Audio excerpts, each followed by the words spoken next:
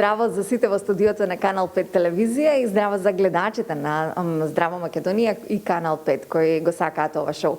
Како што најави Јелена, тука сме на еден разговор со највлијателниот шејпер. Добро утро велам за мојот соговорник Мирослав Драганов.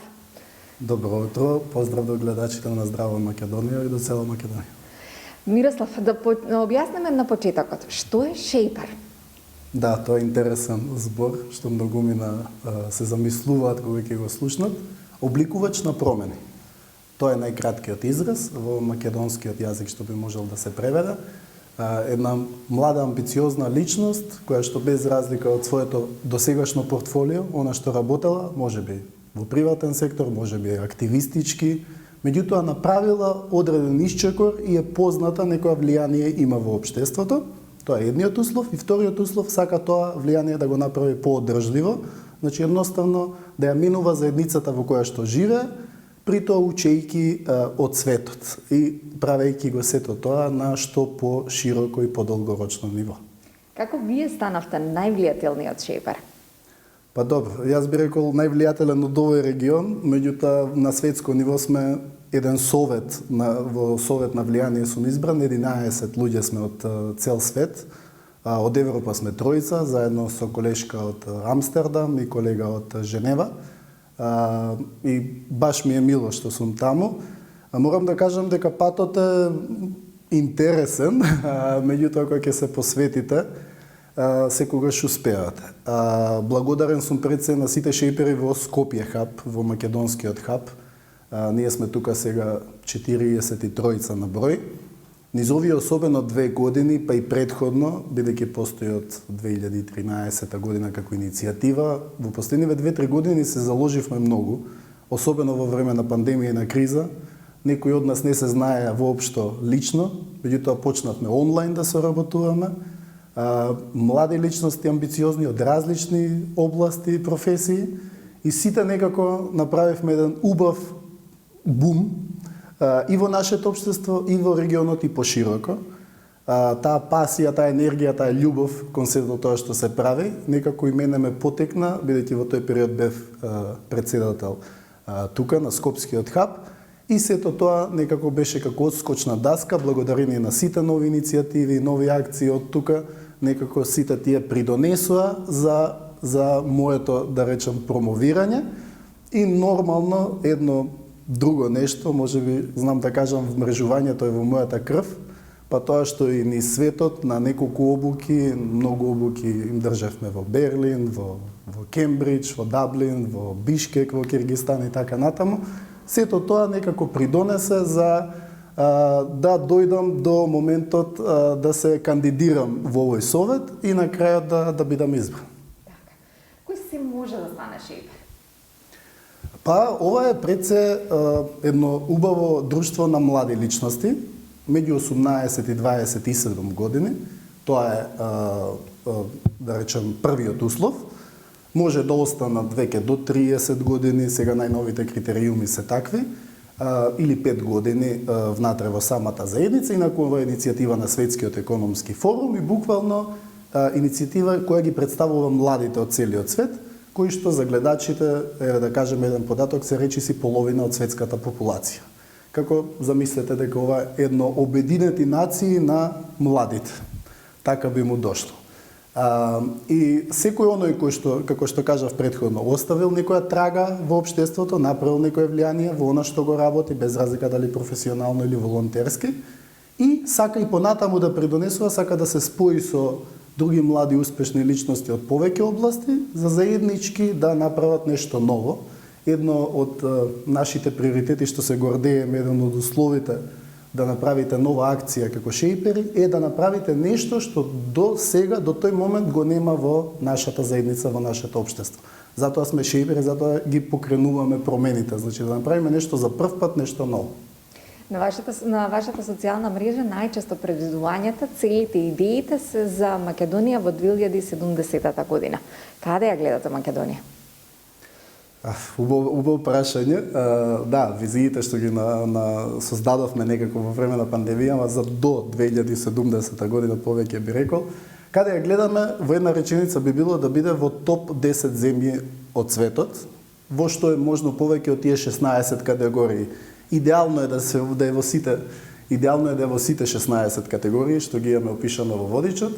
И нели не може тоа сега туку така преку ноќ да се случи, ние да ги преспиеме овие 50 години до тогаш, туку едноставно треба од вчера да почнеме да работиме на тоа и е возможно. Еве мојот пример, сега како бидејќи сме тука сум гостин нели благодарение на тоа, покажува дека може да бидеме во топ 11 на светско ниво. Па зошто да не можеме во секоја област?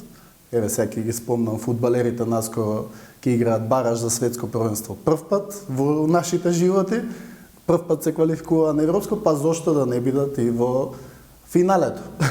така што можеме на секоја област, тоа е нашата долгорочна визија. А како сето тоа да го направиме, макотрпна работа, треба да се посветиме на она одржливо влијание, што го кажуваме, како тоа да го мериме, како сите чинители, без разлика дали се политичари, бизнисмени, дали се академици, граѓански сектор, сите да ги поттикнеме да на некој начин соработуваат и да прават некои промени во таа насока, да одат напред. Не е едноставно, особено кога секојдневно гледаме разноразни случаи што малку не одвраќаат од тоа каде што сме замислиле, ама е добро па за освестување и добро е за веднаш да се реагира и за да се каже ова не е правецот. Значи Скопје, ако е најзагаден град во светот, не е во насока да бидеме меѓу првите во позитивни нешта во светот. Го споменавте и загадувањето, знаеме дека се соочуваме со многу предизвици во Македонија. Па како сметате барем за да се решат истите за младите да не заменуваат, затоа што одливот на млади е во огромен процент? Да, голем е одливот на млади. Јас и во скорошно мој интервју велам дека е добро доколку младите останат тука и придонесуваат, меѓутоа па и да отидат, е многу поважно со умот и со срцето да придонесуваат и на вистина да не заборават од каде се секојдневно ние имаме се повеќе компании, се повеќе меѓународни соработки. Па еве, допрва, дај Боже, еве, целата шејпарска заедница е во 150 држави распространета. Зошто да немаме ние утре амбасади и конзулати во сите тие држави, така, сега немаме толку. Ние, младите каде и да се, можеме да ги исползуваме за доброто на Македонија, тоа е неспорно. Може би не треба фокусот толку да оди како да не се оцелува, да се фокусираме на негативното, туку да видиме кои им се проблемите за да ги вклучиме, за тие да бидат носители на одлуки, тие да бидат главните во центарот на вниманието, кога ќе бидете на одредени настани да не ги доживуваат како пониски соговорници со пониска вредност, туку едноставно да видат дека и од нив може да се научи, да им се даде едноставно поголема моќ во секоја смисла, поголема моќ за влијание и кога тоа ќе им се дозволи без предрасуди, тогаш може да на тој начин и тие самите да почувствуваат уште поголема припадност, да чувствуваат дека вредат, дека некој им го цени трудот, дека тука се добре дојдени и едноставно без притисок, без да спречувате одлив, ви едноставно да мотивирате останување.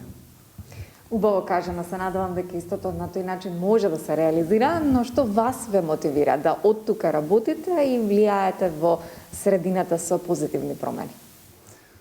Па, интересен е мојот пример што е и сега оваа функција да ја наречам е на светско ниво. Веќе во овој совет ние ќе функционираме 18 месеци на ниво на сите овие 150 држави. Јас никогаш немам живеено надвор од Македонија. Ама цело време сум бил во контакт со странство, цело време сум тука со телото, со умот знам да бидам низ светот, да бидам цело време надвор внатре, меѓутоа па и ми е убав примерот да покажам дека и ако си тука и цело време живееш тука, можеш да направиш нешто светски. И можеш да исто така да влијаеш тука во заедницата. Знаете како, таа дилема секогаш постои и не велам дека не можете да отидете можеби на година, 2-3, па можеби пак да се вратите. Никогаш не е еднаш дадено нештото за секогаш. Меѓутоа убавината е и најосновната работа е секој од нас да си ја има љубовта кон татковината.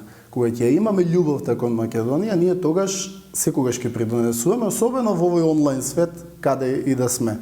Јас би потекнал тоа како начин на размислување да го имаат младите, да се фокусираат на тоа повеќе, бидејќи на тој начин кога ќе знаат дека ние со љубов даваме кон општеството, кон заедницата, на тој начин еден ден некако и нам ќе ни се врати, бидејќи ние сме човечки суштества, ќе ни се врати директно или индиректно, тоа е доволно.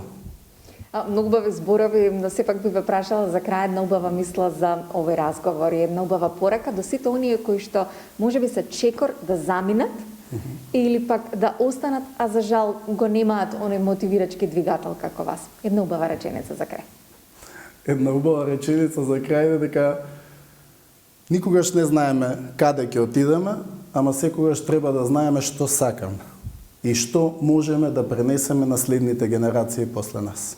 Мирослав, ви благодарам многу на разговорот и натаму обликувајте убави промени во нашето Ви општество. благодарам на поканата.